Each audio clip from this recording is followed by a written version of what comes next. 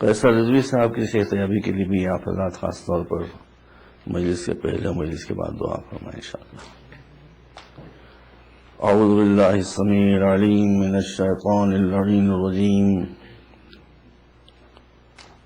بسم اللہ الرحمن الرحیم، الحمد للہ رب العالمین،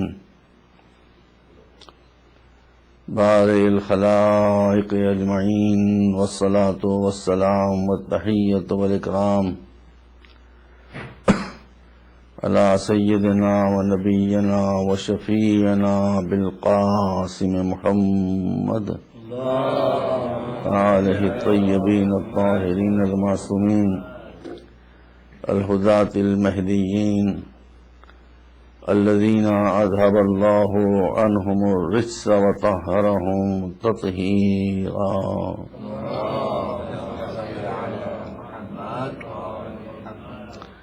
اما بعد، وقد قال اللہ سبحانہ تبارک وتعالی وهو اصدق الصادقین،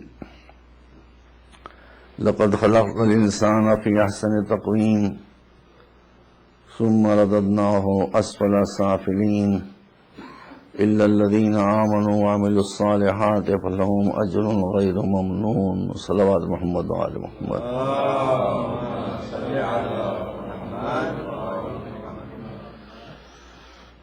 یہ مجلس ہے جو میں آپ کے سامنے پیش کر رہا ہوں، اس کا عنوان ہے انسان اور اسلام۔ یعنی اسلام نے انسان کا کیا کنسپشن ہمارے سامنے پیش کیا ہے، کیا اس کے رائٹس قرار دیے ہیں، کیا اس کی ڈیوٹیز قرار دی ہیں، کیا اس کا مرتبہ قرار دیا ہے اگر وہ اللہ کے راہ پر چلے، اور کیسے وہ مٹی سے بدتر ہو جاتا ہے اگر وہ اللہ کے بتائے ہوئے راستے کو چھوڑ دے۔ اور پہلا مسئلہ یہاں پر یہی ہے کہ یہ آیت شروع ہوتی ہے لقد خلقنا الانسان فی، ہم نے انسان کو پیدا کیا۔ اب آج کل کیا ہر دور میں، ہر زمانے میں یہ مسئلہ رہا ہے کہ کوئی خالق ہے بھی یا نہیں ہے۔ اب دلیلوں میں جانے کا تو موقع اور وقت نہیں ہے، اگر میں اس بات کو کسی مناسب موقع پر اسی مجلسوں کے سلسلے میں عرض کروں گا، چونکہ یہ بہت ضروری بات ہے۔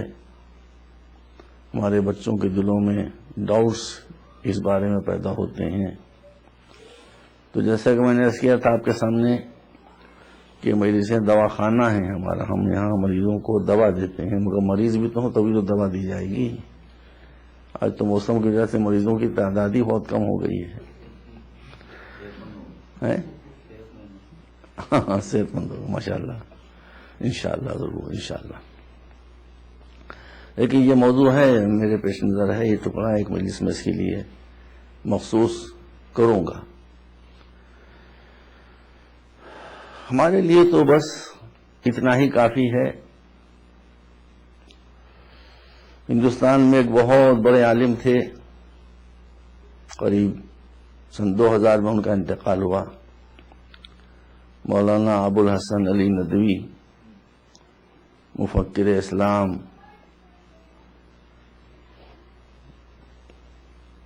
دیوبندی مکتب فکر سے تعلق رکھتے تھے، بہت بڑے اسکالر تھے۔ ان کی کتابوں کا عربی میں ترجمہ ہوا ہے، اور عربی میں مالک میں کتابیں چھپی ہیں، کوئی ان کی عربی میں لکھی ہوئی کتابیں بھی ایسی ہیں کہ شاید اس میں کوئی شک نہیں کہ عربی زبان پر ان کو جو عبور تھا وہ شاید عربوں کو بھی نہ ہو، اس میں کوئی شک اور شبہ نہیں ہے۔ میرے ان کے تعلقات بہت اچھے تھے، باوجود مسلک میں وہ اپنے مسلک میں سخت تھے، میں اپنے مسلک میں سخت تھا، لیکن ملنے میں دونوں نرم تھے، تو اس لیے نباہ ہو رہا تھا۔ واقعی وہ میرا بہت خیال کرتے تھے، کوئی بھی ان کا فنکشن ہوتا تھا چھوٹ گیا بڑا مجھے ضرور بلاتے تھے۔ لکھنؤ سے 50 میل کے فاصلے پر ایک چھوٹا سا شہر ہے جو اندرا گاندھی کی وجہ سے بہت مشہور ہو گیا، رائے بریلی، چونکہ وہ ان کی کانسٹیٹوئنسی رہتا تھا وہ شہر، وہیں کے وہ بھی رہنے والے تھے۔ ایک سال انہوں نے ایک فنکشن کیا جس میں مجھ کو نہیں بلایا۔ وہ عربی کے اسکالر تھے تو اس کا عنوان تھا مناجاتی ادب، عربی زبان میں مناجاتی ادب، دعاؤں کا ادب۔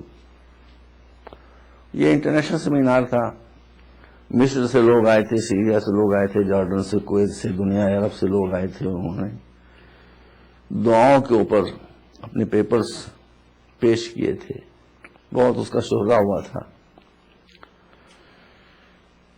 کتاب اور پیپرز میں، میڈیا میں بہت اس کا ذکر ہوا تھا۔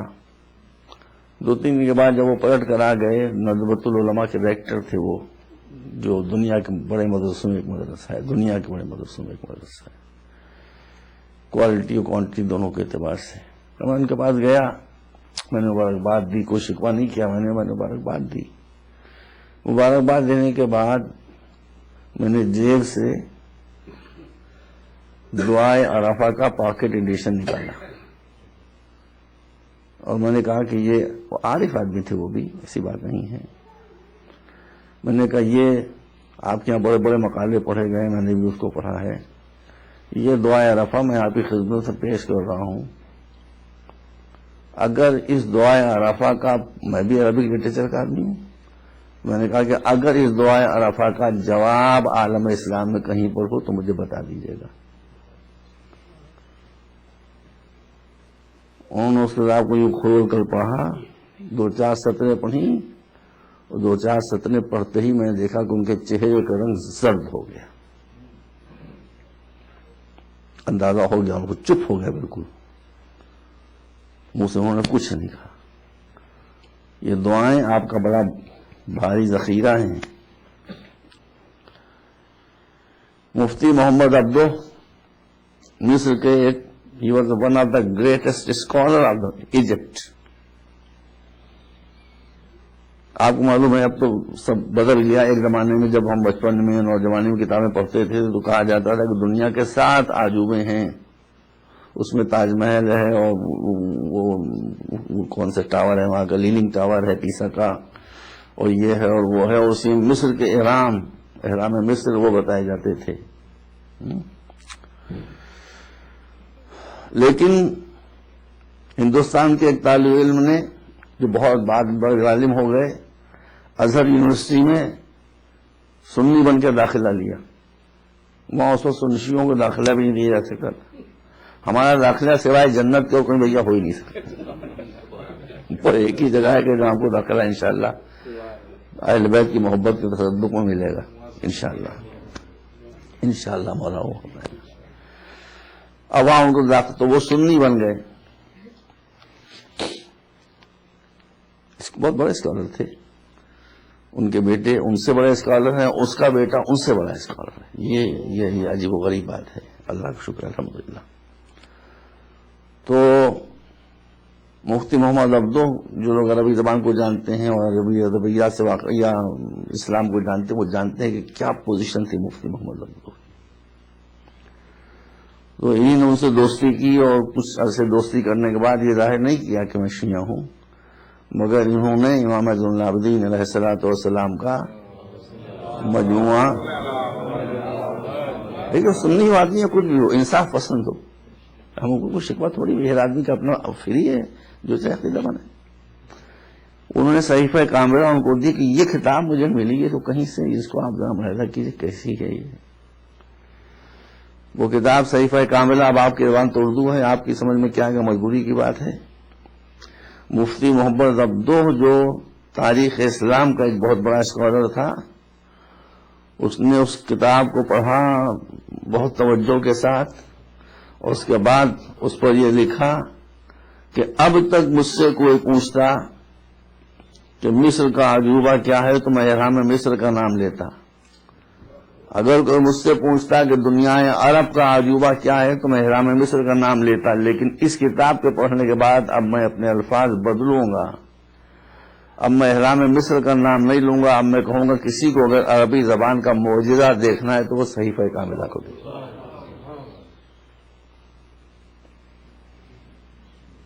اور ہمیں آپ نے جو دعائیں ہیں لوہے کو پگھلا دیں، پتھروں میں دراریں ڈال دیں.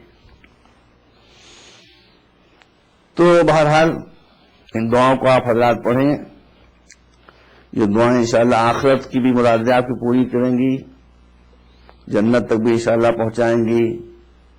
اور جو کام بڑے بڑے فلسفی نہیں کر سکتے ہیں، بڑے بڑے سائنٹسٹ نہیں کر سکتے ہیں، بڑے بڑے اسکالرس نہیں کر سکتے ہیں، وہ کام یہ دعائیں کریں گی کہ یہ آپ کو صراط مستقیم پر جمائے رکھیں گی.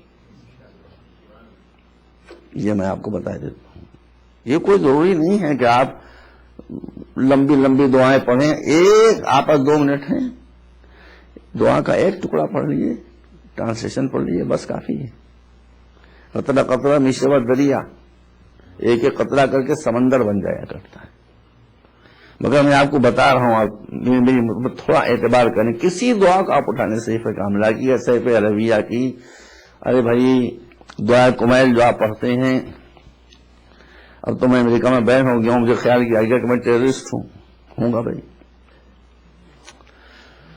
تو جب میں جاتا تھا تو جعفر نقوی صاحب ایک صاحب نیو جرسی میں رہتے تھے. وہ ذرا اچھا ویل آف فیملی تھی مگر ذرا مذہبی خیال کے تھے. تو اپنے بچوں کو عربی پڑھوا رہے تھے. دیکھیے آپ بھی یہ کام کریں، آپ لوگ بھی عربی بچوں کو کرا گئی. اچھا ایک زبانیں آ جائیں گی، کون سی بری بات ہے. اور عربک زبان لینگویج جو ریکگنائز زبان ہے، ون آف دا ریکگنائز زبان آف دا یونائٹڈ نیشنز، وہاں کی بھی ریکگنائز زبان ہے. تو وہ اپنے بچوں کو عربی پڑھواتے تھے. یہ واقعہ انہوں نے مجھ سے خود بیان کیا. کہنے لگے کہ میں نے کسی ہندوستانی پاکستانی قاری کو نہیں چنا، بلکہ میں نے ایک مصر کی عورت تھی، ایجپشن عورت، ایجپشن لیڈی، اس سے کہا کہ آپ میرے بچوں کو عربی پڑھا دیا کیجیے. اس نے آ کر محنت سے بچوں کو عربی پڑھانا شروع کی. تو یہ دعائے کمیل پڑھا کرتے تھے ہر شب جمعہ کو.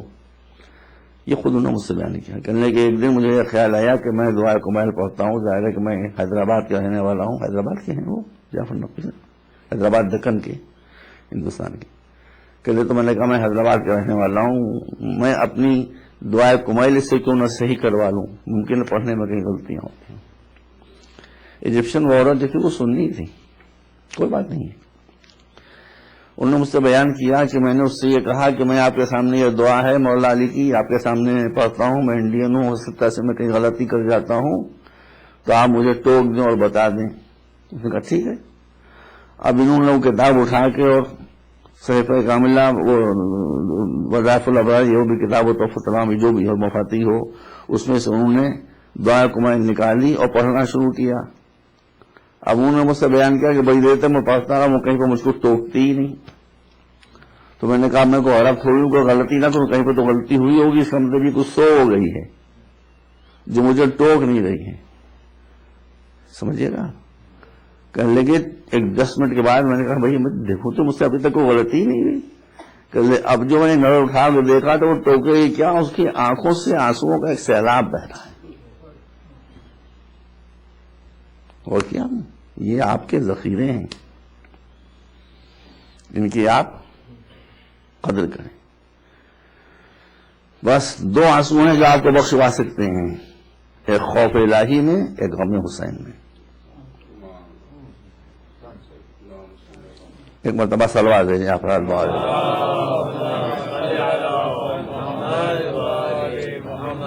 ایک مرتبہ اور سلوات دے دیں آپ.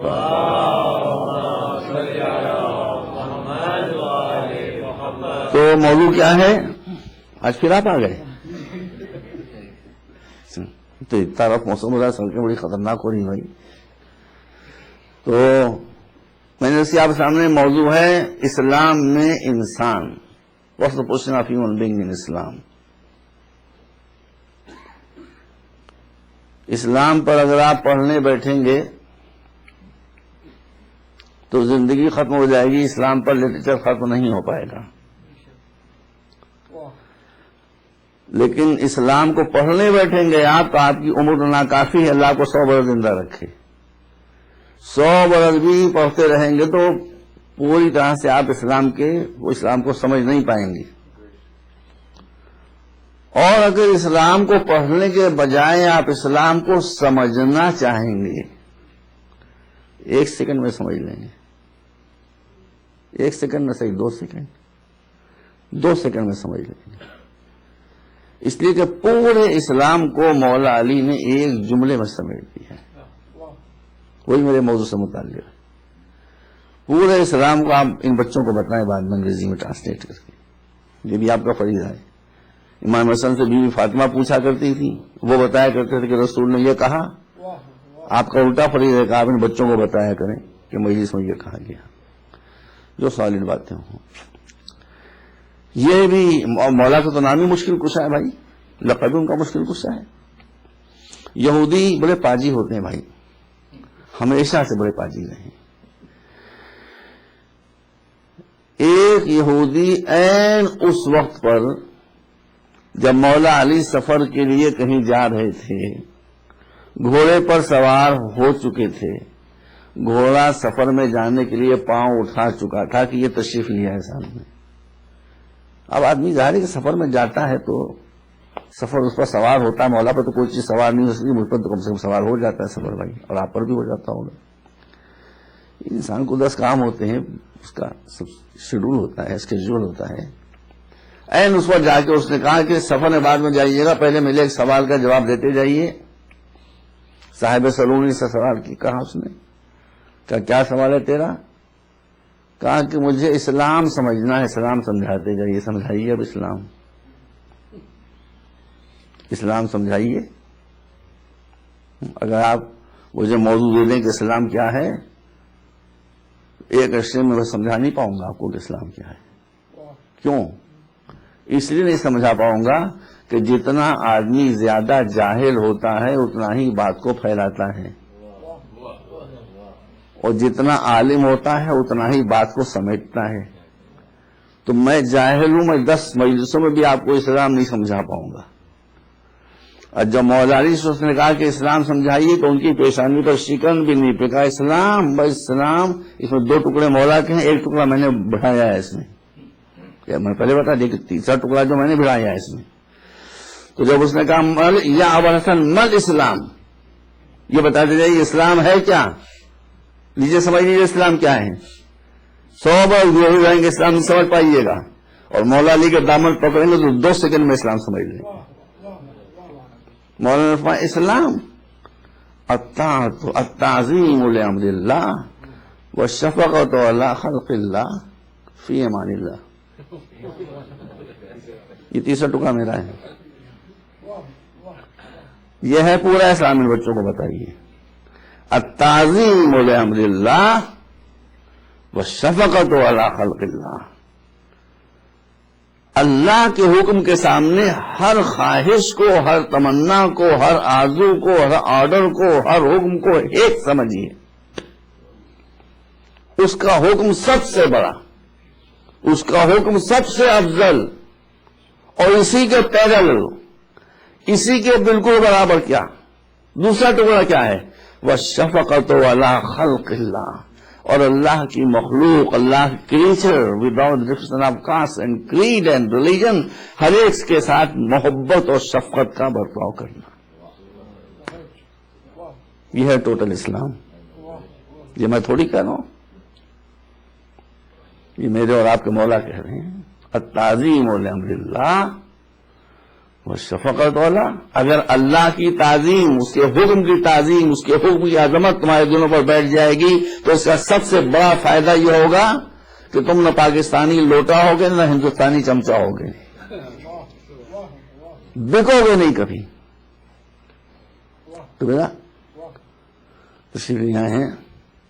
انقلاب کے فوراً بعد میں ایران گیا تھا. میرے دوستوں نے میرے لیے آیت اللہ خمینی سے اپائنٹمنٹ لے لیا. چند منٹ کا وقت انہوں نے مجھے دیا. ان کی محبت تھی. قم میں ایک بالکل معمولی مکان تھا جس میں بیٹھے ہوئے تھے وہ. قبلہ آپ بتائیے میں غلط تو نہیں کر رہا ہوں؟ ایران کا فقیر بھی پھٹے ہوئے صحیح مگر قالین پر بیٹھتا ہے. قالین کا کلچر کا جز ہے. مگر جب میں اس چھوٹے سے کمرے میں داخل ہوا تو میں نے دیکھا کہ آیت اللہ خمینی قالین پر نہیں بیٹھے ہوئے ہیں بلکہ کمبل بچھا ہوا ہے. کمبل اس پر بیٹھے ہوئے ہیں. اور وہ جو پرانے زمانے کا بابا آدم کے زمانے کا ٹیلی فون ہوتا تھا بلیک گھمانے والا وہ ٹیلی فون کے پاس رکھا ہوا ہے. کھانا کھا رہے تھے دہی اور روٹی. آپ بتائیے جو کمبل پر آدمی بیٹھا ہوا ہے جو بلیک پرانے اسٹائل کا ٹیلی فون اپنے پاس رکھے ہوئے ہے جو دہی اور روٹی کھا رہا ہے اسے کون خریدے گا؟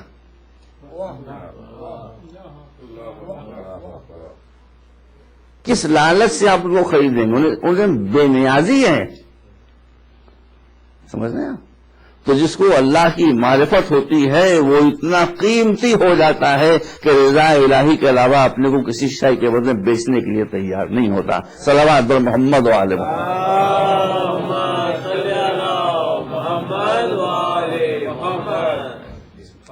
والشفقۃ علی خلق اللہ.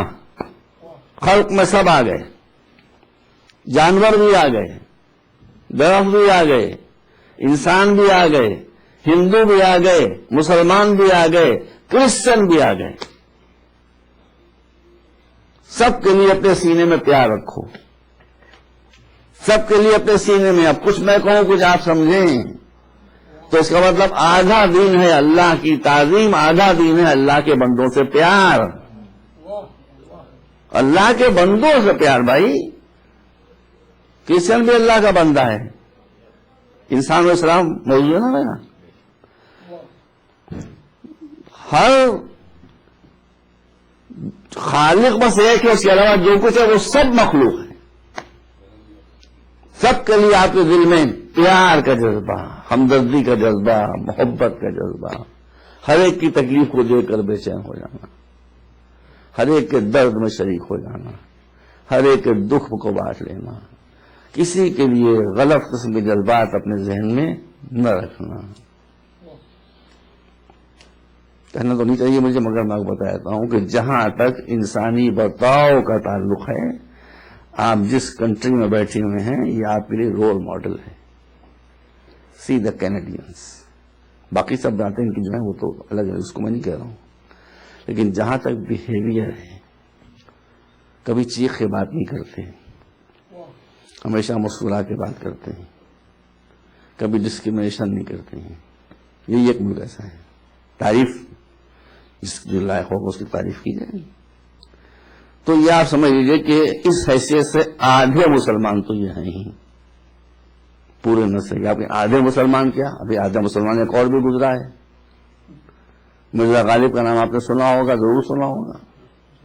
مرزا غالب کی پینشن بند ہو گئی جب انگریزوں کا قبضہ ہوا اور بہادر شاہ ظفر بیچارے جب ان کو بھیج دیے گئے تو وہ فریاد کرنے کے لیے گئے کلکتہ جہاں وہ ریزیڈنٹ اس زمانے میں رہتا تھا. اس نے اردو سیکھ لی تھی، لوگ تیز ہوتے ہیں، اردو اس کو آتی تھی. تو جب یہ مرزا غالب اس کے پاس گئے تو کہا کہ یہ بتاؤ کہ تم آپ مسلمان ہیں یا عیسائی ہیں. چھیڑنے کے لیے کہا کہ دیکھیں ڈر کی ہے کیا کہتا ہوں، خود تو کرسچن تھا. کہا کہ آپ عیسائی ہیں یا مسلمان ہیں؟ کہ آدھا مسلمان ہوں. کہا آدھا مسلمان کیا مطلب؟ کہا سور نہیں کھاتا، شراب پیتا ہوں. صلوات بھیجیں آپ رات دعا سے پڑھیں.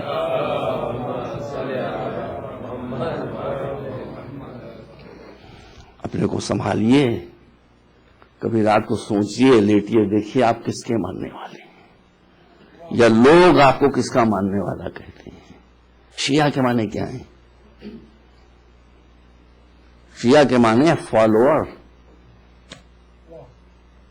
شیعہ علی کا معنی کیا ہے؟ شیعہ علی کے معنی کیا ہے؟ فالوور آف علی. شیعہ اہل بیت کے معنی کیا ہے؟ فالوور آف علی.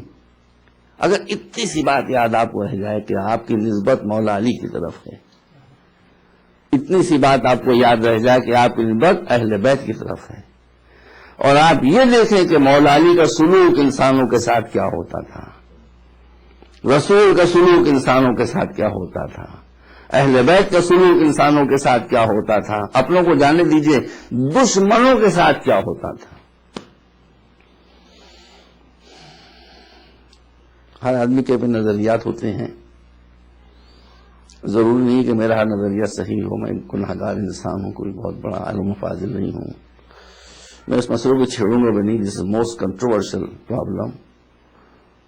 یہ میں نے اس لیے کہہ دیا آپ کے سامنے کہ آپ اپنی راہ کو کوئی نتیجہ نہ نکال لیں، میں صرف ایک واقعہ پیش کر رہا ہوں آپ کے سامنے۔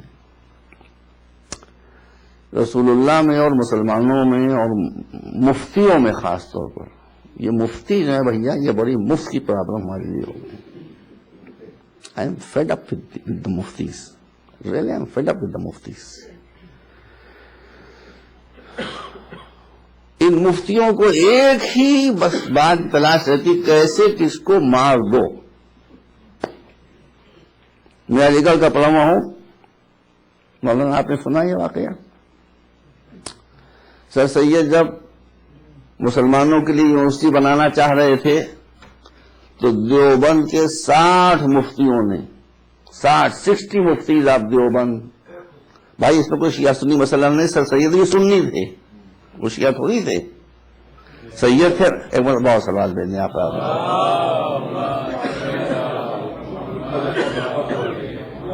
کیا خیال مولانا؟ تو سر سید بھی سنی تھے، 60 مفتیوں نے فتویٰ دیا he should be beheaded، انہیں قتل کر دیا جائے۔ کہا یہ فتویٰ بھی کافی نہیں ہے، ایک مفتی برکت علی تھے، ان کو اس فتوی سمجھ پڑھا ہے، میں تو علی گڑھ میں پڑھا ہوں، ایک مفتی برکت علی تھے، اور مفتی برکت علی کو وہ فتویٰ دے کے وہ چیف قاضی کے پاس سعودیہ بھیجا گیا کہ ان سے بھی مہر لگوا لی جائے اس کے اوپر۔ اس میں قبلہ جو چارج شیٹ لگی ہوئی تھی کہ کیا کیا ان کے جرائم ہیں، اس میں ایک سب سے بڑا جرم یہ تھا کہ ان کا سب سے بڑا جرم یہ ہے کہ یہ ایک ایسی یونیورسٹی کھولنا چاہتے ہیں کہ جس میں شیعہ بھی پڑھیں گے۔ شیعوں کو پڑھانا، تعلیم دینا، ایجوکیشن دینا، یونیورسٹی میں داخلہ دینا اتنا بڑا جرم ہے کہ یہ واجب القتل ہے۔ وہ فتویٰ وہاں سے مہر لگ کر آ گیا۔ اب اس کے مقابلے میں رسول اللہ کے کردار، علماء کرام تو ماشاء اللہ شاہدین عادلین تشریف لیے ہیں، اصلاح کی غرض سے پیش کر رہا ہوں۔ رسول اللہ تشریف فرمائیں، صحابہ بیٹھے ہوئے ہیں، ایک ساتھ آتا ہے اور آنے کے بعد رسول اللہ کو فحش گالیاں دینا شروع کرتا ہے۔ دیکھیے یہ کون ہے رسول؟ بعد از خدا بزرگ تو ہی قصہ مختصر ہے نا، اللہ کے بعد سب سے بزرگ ہستی۔ وہ کہتا رہا، بڑی بکواس کرتا رہا، الٹی سیدھی باتیں کرتا رہا، یہاں تک کہ رسول نے کہا اقطع لسانہ، اس کی زبان کاٹ دو۔ مسلمانوں میں ایک بزرگوار ایسے بھی تھے کہ جو میدان جنگ میں کبھی تلوار کھینچنے کی زحمت نہیں کرتے تھے، مگر مسجد میں فوراً تلوار کھینچ لیتے تھے۔ چنانچہ انہوں نے تلوار کھینچ لی، اس کا ہاتھ پکڑا، لے کر چلے۔ رسول نے کہا آپ کہاں جا رہے ہیں؟ کہا کہ آپ نے تو فرمایا زبان کاٹ دوں، جا رہا ہوں کہ اس کی زبان کاٹ دوں۔ رسول نے فرمایا میں نے آپ سے نہیں کہا ہے۔ پھر آپ نے علی سے کہا کہ میں کچھ کبھی کسی کو ہٹ نہیں کرتا، مگر you just see the IQ of the people, see the IQ of the people. کہا کہ میں نے آپ سے نہیں کہا ہے، علی سے کہا تم لے کے چلے جاؤ۔ علی اس کو لے کے چلے گئے مولا، 1 گھنٹہ 1.5 گھنٹے کے بعد واپس لائے تو ہی واز ٹوٹلی چینج۔ جو رسول اللہ کو دیکھ کر معاذ اللہ گستاخیاں کر رہا تھا وہ آیا تو اس نے آ کر قصیدے پڑھنا شروع کر دیے۔ تب رسول نے کہا کہ زبان کاٹنے سے میرا مطلب یہ نہیں تھا کہ اس کی زبان کاٹ دو، میرا مطلب یہ تھا کہ اس کی مشکلیں حل کر کے اس کا منہ بند کر دو۔ صلوات محمد و آل محمد۔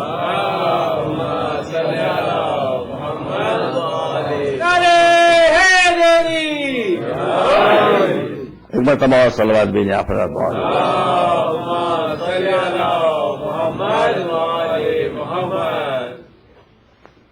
ماشاء اللہ تو دو عالم جلیل یہاں تشریف فرما ہے. ایک واقعہ اور سن لیجیے، وہ بھی یہی شخصیت ایک ہی ہے. ایک بدر کے قیدیوں میں ایک قیدی پکڑ کر لایا گیا. انہی بزرگوار نے رسول اللہ سے فرمایا خدا کے رسول اس کی پوری زندگی، وہ شاعر تھا بیچارہ، پوئٹ تھا، پوئٹ، تو کہا کہ اس کی پوری زندگی آپ کی مذمت اور توہین میں اشعار کہتے کہتے گزری ہے. آپ مجھے اجازت دیجئے کہ میں اس کے سامنے کے 2 دانت توڑ دوں، اس کے سامنے کے 2 دانت توڑ دوں کہ آئندہ کسی کو یہ جرأت نہ ہونے پائے. آپ سنیں گے رسول نے کیا فرمایا؟ رسول نے فرمایا کہ تم نے اگر اس کے سامنے کے 2 دانت توڑ دیے اس بنا پر کہ یہ میری بارے میں بری بری نظمیں کہتا تھا، تو مجھے اندیشہ ہے کہ کہیں قیامت میں اللہ میرے 2 دانت نہ توڑ دے.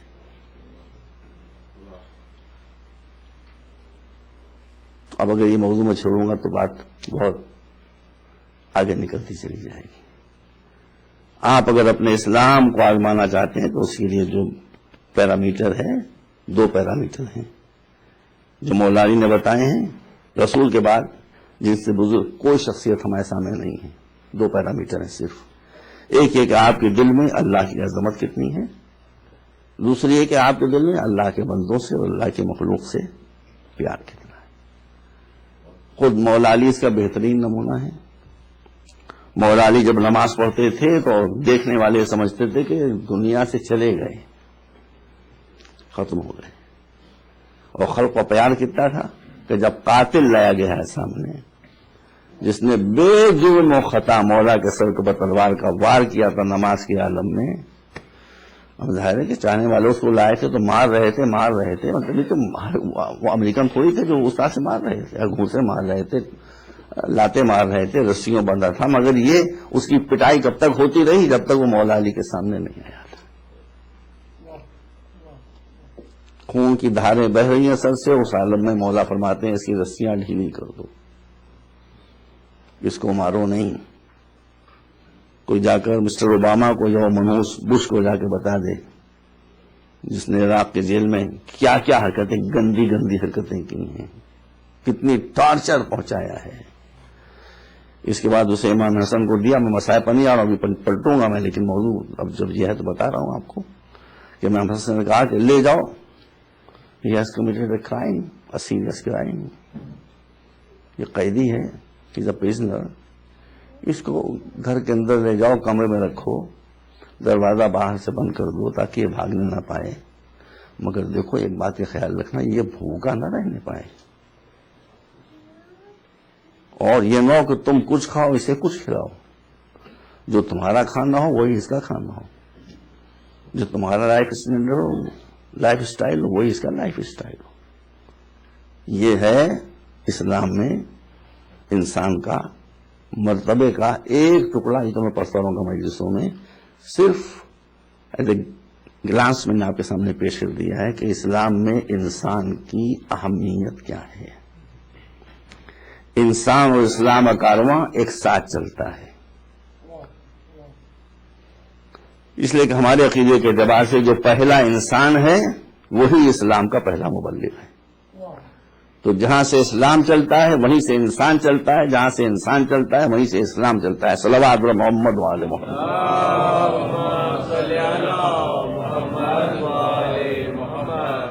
اور اب انسان کا مرتبہ دکھانے کے لیے تب قرآن نے جتنی آتے یہ پڑھتا چلا رہا ہوں آپ کے سامنے. برابر آپ سوال فرماتے ہوں گے کوئی نہیں آتے نہیں ہیں کہ جب حضرت آدم کو پیدا کرنے کا ارادہ ہوا تو ارشاد ہوا کہ انی جاعل فی الارض خلیفہ. ملائکہ سے کہا جا رہا ہے کہ میں زمین پر خلیفہ بنانے والا ہوں. قالوا اتجعل فیہا من یفسد فیہا ویسفک الدماء ونحن نسبح بحمدک ونقدس لک. سارا قصہ آپ کو معلوم ہے. اللہ نے یہ نہیں بتایا ہم کس کو نائب بنانے والے ہیں، کس کو خلیفہ بنانے والے، کہ میں ایک زمین پر خلیفہ بنانے والا ہوں. ملائکہ نے کہا ہم میں سے کسی کو لے لے. کیا کوالٹی ہے، کیا سی وی ہے. ہم تیری تسبیح کرتے ہیں، تیری تقدیس کرتے ہیں، تیری عبادت کرتے ہیں، تیری حمد و ثنا کرتے رہتے ہیں، پوری زندگی اسی میں گزرتی چلی جاتی ہے. اللہ نے کس کو چنا؟ اللہ نے اس کے مقابلے میں عبادت کے مقابلے میں اس کو چنا جس کے پاس علم تھا، ہے نا؟ مختصر یہ کہ جب حضرت آدم پیدا ہو گئے تو اللہ نے ملائکہ کو حکم دیا کہ سب کے سب سجدے میں گر جاؤ. ملائکہ بیچارے معصوم، ان کو گناہ کرنا ہی نہیں آتا، انہیں گناہ کرنے کی صلاحیت ہی نہیں ہے. جب اللہ نے کہا کہ آدم کے سامنے سجدے میں گر جاؤ، فقعوا لہ ساجدین، آدم کے سامنے سجدے میں گر جاؤ، ملائکہ سب کے سب سجدے میں گر گئے، جو ایک الا ابلیس. ابلیس ملک نہیں تھا، غلط فہمی میں نہ رہیے گا. کان من الجن ففسق عن امر ربہ، یہ جن تھا اس لیے اسے نافرمانی کی. امام جرسادی سے کسی نے پوچھا کہ فضل رسول یہ بتائیے ملک یہ شیطان جو تھا یہ کتنے زمانے سے عبادت کر رہا تھا؟ ہم کہہ جائیں، مگر مولانا نے فرمایا کہ 8 لاکھ برس سے عبادت کر رہا تھا. 8 لاکھ برس کی عبادت 1 سیکنڈ میں گئی. 8 توجہ رکھیے گا. دیکھیے میں انڈائریکٹلی مسئلے حل کرنے کی کوشش کرتا ہوں کہ جاگر کے اعتراف کے باوجود بھی 8 لاکھ برس کی عبادت 1 سیکنڈ میں ختم ہو گئی. وہ کون سا سیکنڈ تھا؟ فیصلہ کن. آج ہمارے اہل سنت حضرات، ہمارے بھائی یہ فرماتے ہیں کہ تم نے اگر اللہ کے غیر خدا کی تعظیم کی تو تم مشرک ہو جاؤ گے. کیا کہتے ہیں؟ یہ کہتے ہیں کہ نہیں کہتے ہیں؟ یہ میں غلط کر رہا ہوں، بتائیے، الزام لگا رہا ہوں میں.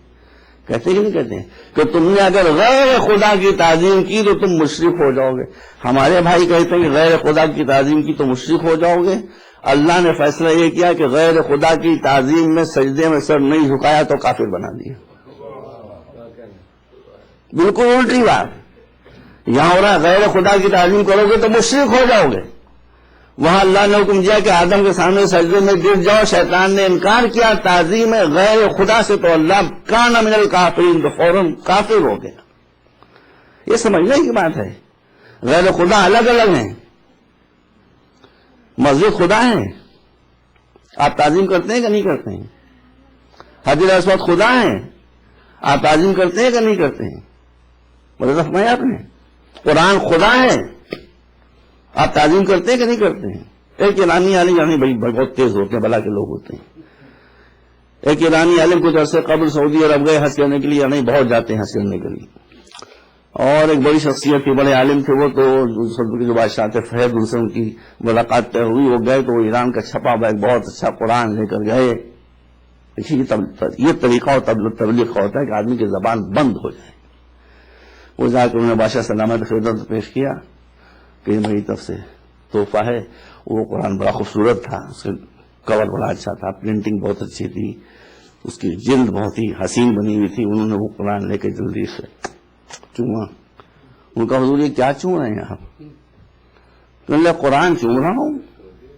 کہنے قرآن دیکھیے، یہ تو قرآن، یہ تو اوپر قرآن کی جلد ہے، قرآن تو اندر ہے. قرآن کو آپ کہاں چوم رہے ہیں؟ جس بابا قرآن ہے وہ تو اندر ہے، تو قرآن کی جلد ہے. کہا اسی کے اندر تو قرآن ہے. بس پکڑ گیا انہوں نے. کہا کہ ہم بھی جو ذریعہ رسول کو جا کر بوسہ لیتے ہیں تو اسی ذریعے کے اندر ہی تو رسول ہے، اس لیے تم ذریعے کو بوسہ لیتے. ایک مرتبہ صلوات دینے آپ دعا دے.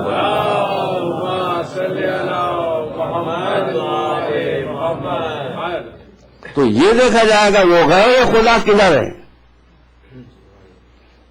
غیر خدا پیسہ ہے. ہمارے یہاں نوٹ کے اوپر گاندھی جی کی تصویر بنی ہوتی ہے، آپ نے اٹھایا، چوما، گئے. یہ برا نہ مانیے گا.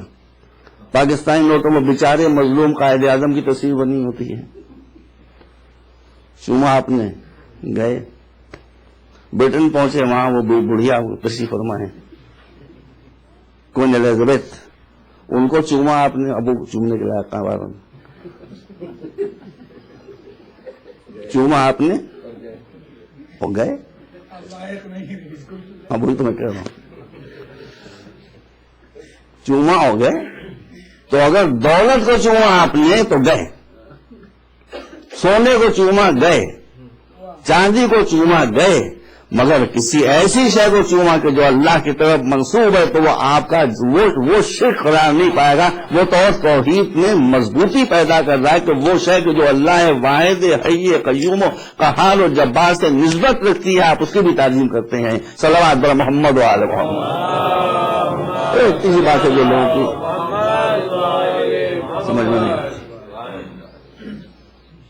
تو بس ایک بات یاد رکھیے کہ آدم سے کاروان ہدایت و کاروان انسانیت ایک ساتھ ساتھ چلا. کتنے پیغمبر آئے؟ مشہور جو ہے وہ یہ کہ 1,24,000 گنے تھوڑی گئے ہیں کہ کچھ کم کچھ زیادہ بھی ہو سکتے ہیں, کوئی ایسا فرق نہیں ہوتا. مگر جو بات میں آپ کے سامنے کہنا چاہتا ہوں, بس مجلس خاتمے کی بڑھ رہی ہے, 1,24,000 پیغمبر ایک دن میں نہیں آئے ہیں, ہزاروں برس میں آئے ہیں. لیکن آپ سارے پیغمبروں کو بفرض ہائپوتھیٹیکل بات ہے, سارے پیغمبروں کو جو ہزاروں برس میں 1,24,000 یا 1,40,000 آئے, ایک لائن میں کھڑا کر دیجئے, ان سے پوچھئے, ان سے پوچھئے, ان سے پوچھئے, اول سے پوچھئے, آخر سے پوچھئے, جو ایک کہے گا وہی دوسرا کہے گا, وہی تیسرا کہے گا, وہی چوتھا کہے گا, وہی اول کہے گا, وہی آخر کہے گا. ان کے کلام میں نہ زمانے سے فرق پڑے گا نہ تعداد سے فرق پڑے گا, اس لیے کہ یہ ایک کے بھیجے ہوئے ہیں. بس جس نے اس سلسلے کو پکڑا, رسول کے بعد انتخاب کا اپنے ہاتھ میں نہیں رکھا بلکہ اللہ کے ہاتھ میں رکھا. ہمارے ہاں بھی 12 امام آئے, توجہ ہماری جگہ 12 امام آئے, مگر جو پہلے نے کہا وہی دوسرے نے کہا, وہی تیسرے نے کہا, وہی اول نے کہا, وہی آخر نے کہا. 12 امام آئے, راستہ ایک رہا. 12 امام آئے, مسلک ایک رہا. دنیا نے 4 امام بنائے, ہم چاروں کا احترام کرتے ہیں. امام مالک کو بنایا, امام شافعی کو بنایا, امام احمد ابن حنبل کو بنایا, امام ابو حنیفہ کو بنایا, 4 کو بنایا. 4 جب انسانوں نے بنائے تو 4 مسلح بن گئے, 4 مسلک بن گئے. اس کا مطلب کہ جب انسان بنائے گا تو اختلاف پیدا ہو کر رہے گا. اور مزے کی بات یہ ہے کہ ان چاروں کے مسلک الگ, ارے بڑے سخت اختلاف آتے, میں کہاں آپ کے سامنے علماء کرام تشریف فرما ہے.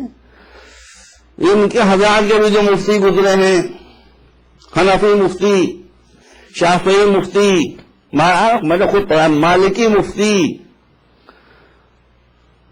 ان لوگوں نے خود آپس میں ایک دوسرے کے خلاف یہ فتوی دی ہے کہ مجھے اگر موقع ملتا تو میں حنابلہ پر یا انہیں امام احمد ابن حنبل کے ماننے والوں کے اوپر جزیہ لگا دیتا ہے. انہیں کافر کہتا ہوں کو.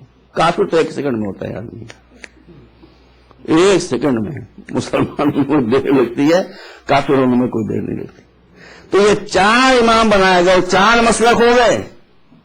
مگر میں آپ کو متوجہ کرنا چاہتا ہوں کہ 4 مسلک, ہر مسئلے میں اختلاف.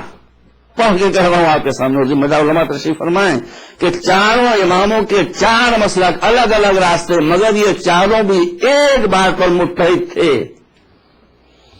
اور وہ بات جس پر یہ متحد تھے وہ یہ کہ ہمارے جو امام ہیں ان کے برابر دنیا میں اور کوئی شخصیتیں نہیں گزری. ایک مرتبہ سلوات دیں آپ راز بھائی.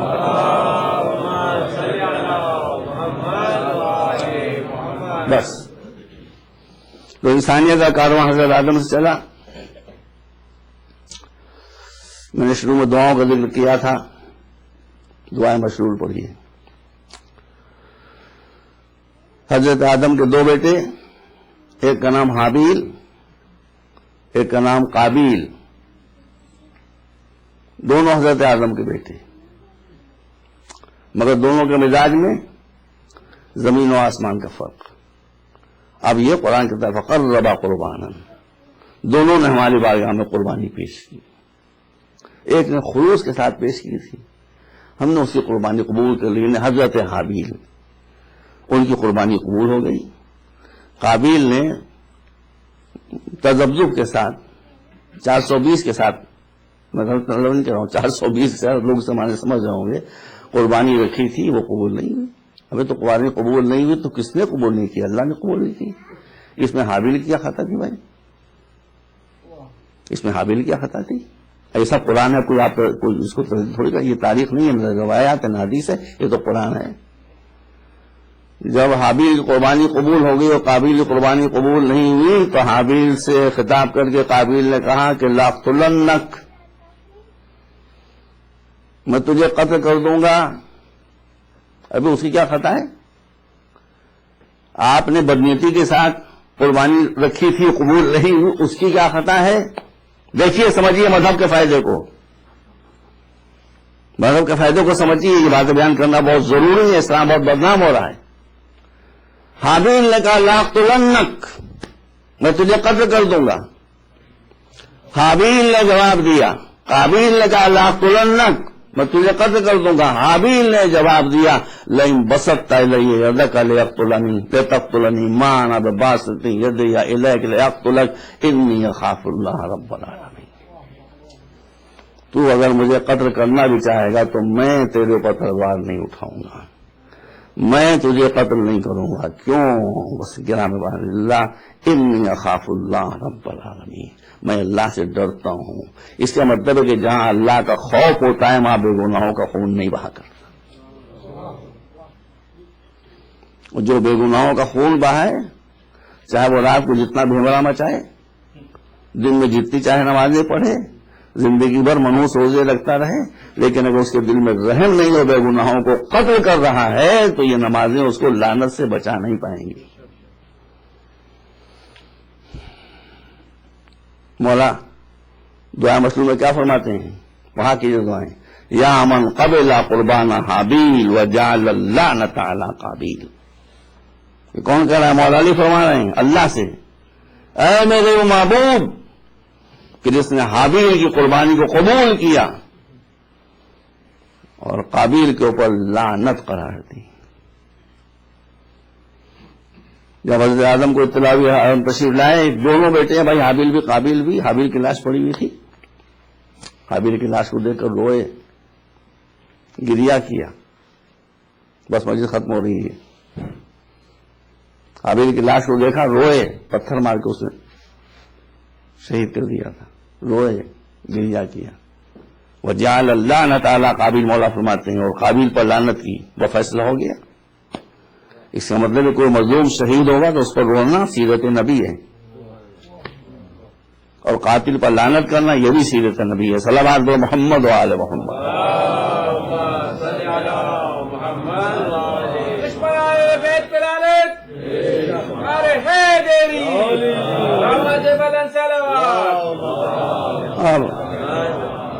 جتنے بھی ان باتوں کو لپیٹا جائے، لیکن جو بات پہلے ہی مرحلے پر ادب سے قافلہ چلا ہی تھا انسانیت کا، کہ دونوں کیریکٹر سامنے آ گئے. ایک ظالم کیریکٹر آ گیا جو قاتل، ایک مظلوم کیریکٹر آ گیا کہ جو شہید پر رویا جا رہا ہے، قاتل پر لعنت کی جا رہی ہے. بس یہی اسلام ہے. تو اب جہاں بھی کوئی شہید ملے گا ہم اس پر روئیں گے، جہاں بھی کوئی قاتل ہوگا مظلوم کا بے گناہ ہم اس پر لعنت کریں گے، کوئی سے روک نہیں سکتا. اب یہاں پر مسئلہ یہ آتا ہے، کیا بتایا جائے، کہ جب ہم شہید پر روتے ہیں تو اعظم گڑھ کے مشہور شاعر اقبال سہیل یہ کہتے ہیں کہ روئیں وہ جو قائل ہوں ممات شہداء کے، ہم زندہ جاوید کا ماتم نہیں کرتے. بس تو جمو اسی پر، چلو یہیں پہ جم جاؤ، یہیں پہ جم جاؤ، کوئی بات نہیں، ہم یہیں پہ ہاتھ ملا لو، ہم سلو کرنے کو تیار ہیں. روئیں وہ جو قائل ہوں ممات شہداء کے. جو لوگ سمجھتے ہیں کہ شہید مر جاتا ہے وہ روئیں شہید کے اوپر. ہمارے لیے تو شہید زندہ جاوید ہوتا ہے. جب زندہ جاوید ہوتا ہے تو اس کا ماتم کیسا، اس پر رونا کیسا؟ ٹھیک ہے، نو پڑھ لو، ہمیں آپ کسی پوائنٹ پر شروع ہو گئی. اب مسئلہ یہ آتا ہے کہ جب ہم شہید پر روتے ہیں تو آپ کہتے ہیں زندہ جاوید کا ماتم کیوں کرنا، شہید تو زندہ جاوید ہے. اور جب زندہ جاوید کو پکارتے ہیں تو آپ کہتے ہیں وہ تو مر گیا، کیسے پکار رہا ہوں؟ ایک مرتبہ مسئلہ دے جہاں پر آپ بات ہے. اب تو یا یہی مان لیجئے یا وہی مان لیجئے. یہ تو کوئی منطق نہیں ہے کہ ہم ماتم کریں تو آپ کہیں وہ زندہ جاوید، ان کو پکاریں تو آپ کہیں کہ مر گئے. ایک مرتبہ سلوات بھیج دیں آپ رات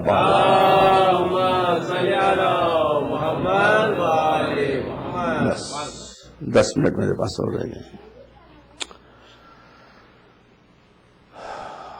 کربلا کے میدان میں التعظیم لامر اللہ والشفقۃ علی خلق اللہ.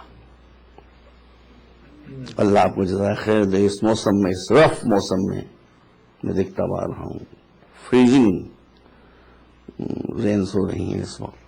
آپ کا اتنی تعداد میں آ جانا یہ عشق اہل بیت کا ثبوت ہے.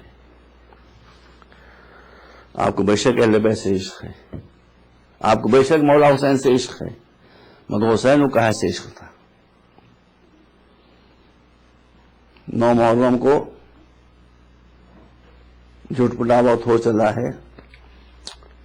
امام خیمے کے در پر تشریف فرما ہے, کوئی تھوڑی سی آنکھ جھپک گئی ہے. ایک مرتبہ زینب قریب آتی ہیں, آنے کے بعد بھائی کا شان لاتی ہے, بھیا بھیا آپ سو گئے, آپ سو گئے, آپ سو گئے.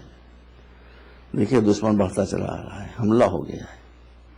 امام نے آنکھ کھولی, دیکھا کہ واقعی حملہ ہوا ہے, فوج بڑھتی چلی آ رہی ہے. عباس کو بلایا کہ عباس آؤ,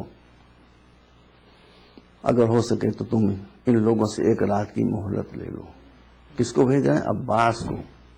کاہے کے لیے بھیج رہے ہیں؟ مہلت لینے کے لیے. کیا فرماتے ہیں؟ کہتے ہیں اللہ جانتا ہے.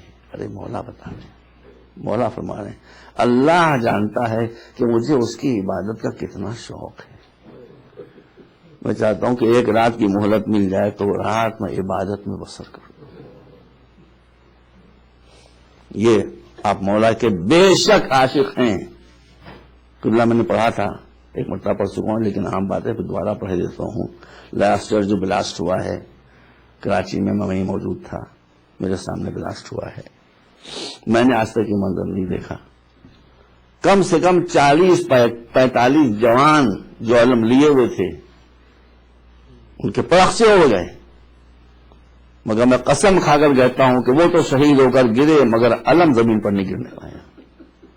یہ عشق ہے, یہ عشق ہے, یہ شجاعت ہے, یہ شجاعت ہے. اس کی مثال کہیں نہیں ملے گی. میں نے کیا تھا کہ اگر کسی اور مذہب پر جلوس ہوتا تو آدمی نہیں دکھائی دیتے, سب کو بخاری جوتے دکھائی دیتے, بس چپلیں دکھائی دیتی, ایک آدمی نہ دکھائی دیتا, ایک آدمی نہ ہلا اپنی نگاہ سے. جلوس میں کہیں ڈسٹربنس نہیں ہوا, اسی طرح سے ماتم ہوتا تھا, اسی طرح سے قلم اٹھانا. بے شک یہ آپ کا عشق ہے, یہ کام آئے گا انشاءاللہ. مگر اسی کے ساتھ ساتھ یہ بھی دیکھیے کہ مولا کو عبادت سے کتنا عشق. فرماتے ہیں کہ مجھے اللہ جانتا ہے کہ مجھے اس کی عبادت کا کتنا شوق ہے, کتنا عشق ہے. اگر ہو سکے تو ان سے 1 رات کی مہلت لے لو. کاہے کے لیے مہلت لے لو؟ کہ میں اللہ کی عبادت کو رخصت کر دوں. عباس آئے اور آ کر کہا کہ فرزند رسول 1 رات کی مہلت مانگ رہا ہے. یہاں اختلاف ہوا تو دی جائے مہلت نہیں دی جائے. کچھ لوگوں نے کہا اگر کافر و مشرک بھی ہم سے 1 رات کی مہلت مانگتے تو ہم کو دے دیتے, تو رسول کا بیٹا ہے, رسول کا نواسا ہے. باہر وہ مہلت مل گئی اور وہ رات امام نے حمید ابن مسلم کی جملے ہیں کہ لم دوی ان کا دوی نہل, پوری شب عاشور قیام حسینی سے عبادتوں کی ایسی آواز آتی رہی جیسے شہد کی مکھی سے بھنبھناہٹ کی آواز آتی رہتی.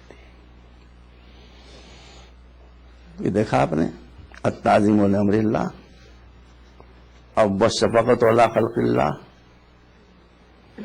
کیا کیا نمونے میں آپ کے سامنے پیش کروں. شروع آپ دیکھیں, حسین نے ہر منزل پر ہسٹری بریک کی ہے. کوفے کی جانب جا رہے ہیں, خود کے لشکر نے آ کر راستہ روکا. امام نے پوچھا کیا ارادہ ہے؟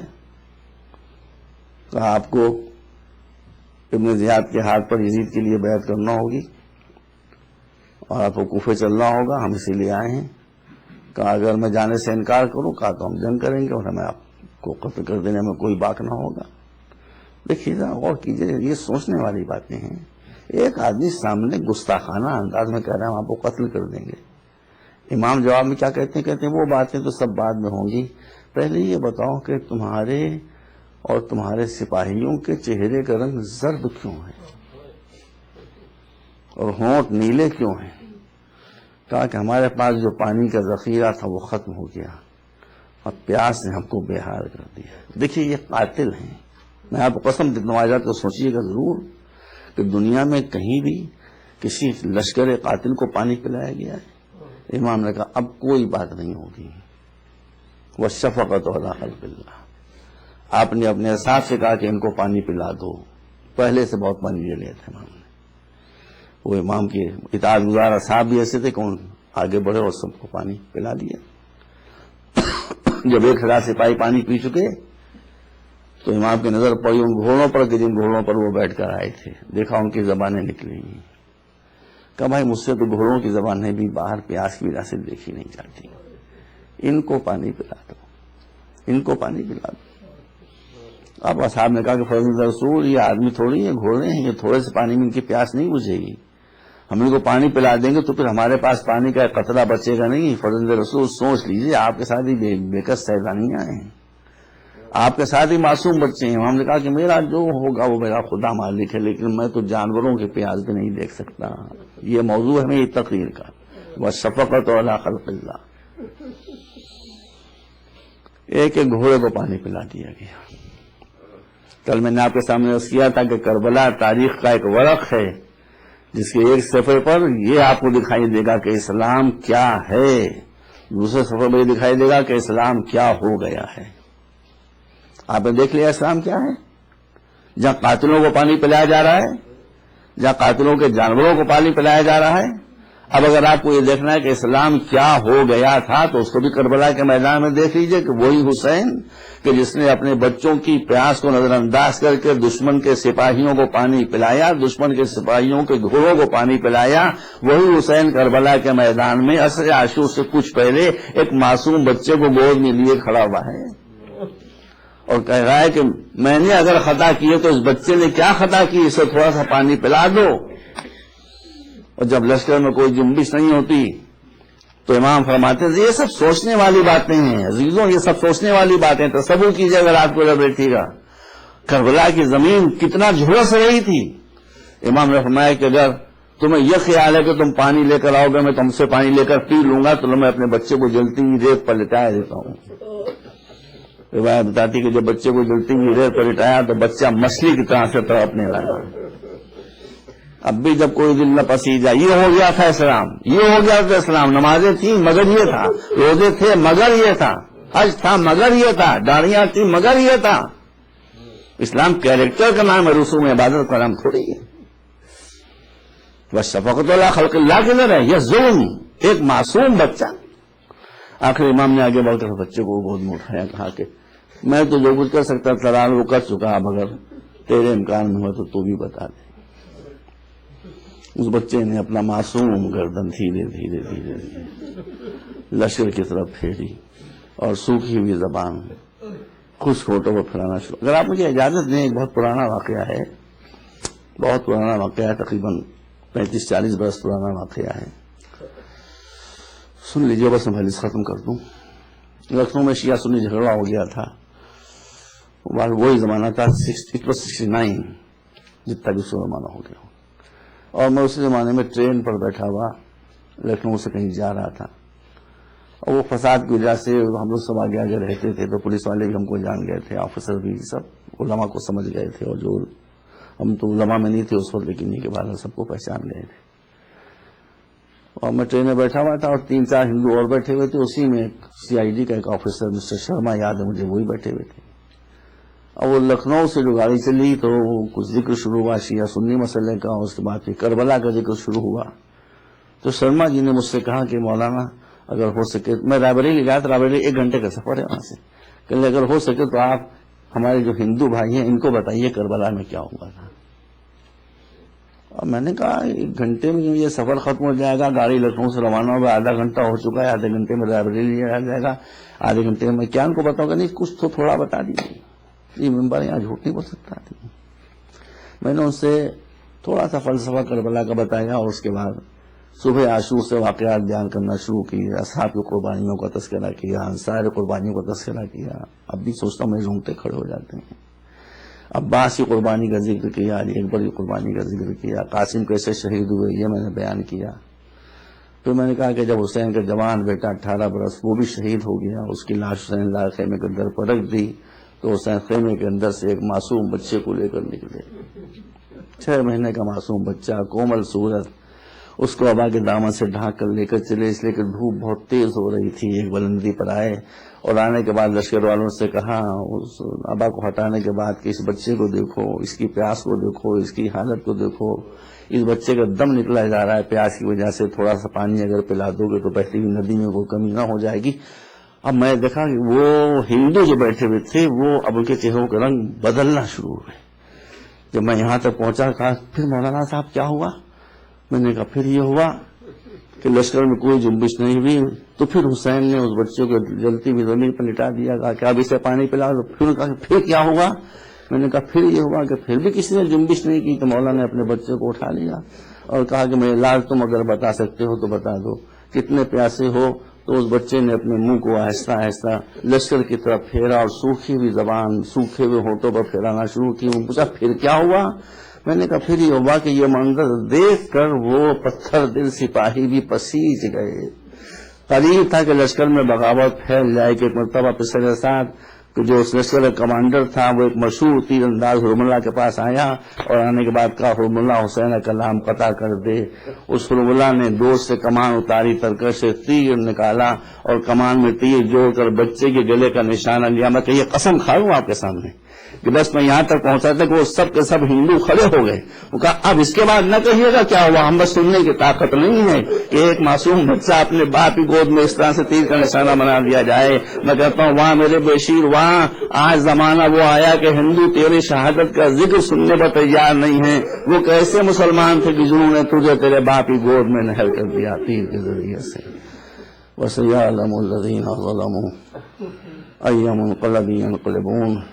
اللهم اغفر للمؤمنين والمؤمنات والمسلمين والمسلمات الأحياء منهم والأموات إنك تغفر الذنوب جميعا برحمتك يا أرحم الراحمين إنك على كل شيء قدير. ربنا تقبل منا إنك أنت السميع العليم وتب علينا إنك أنت التواب الرحيم.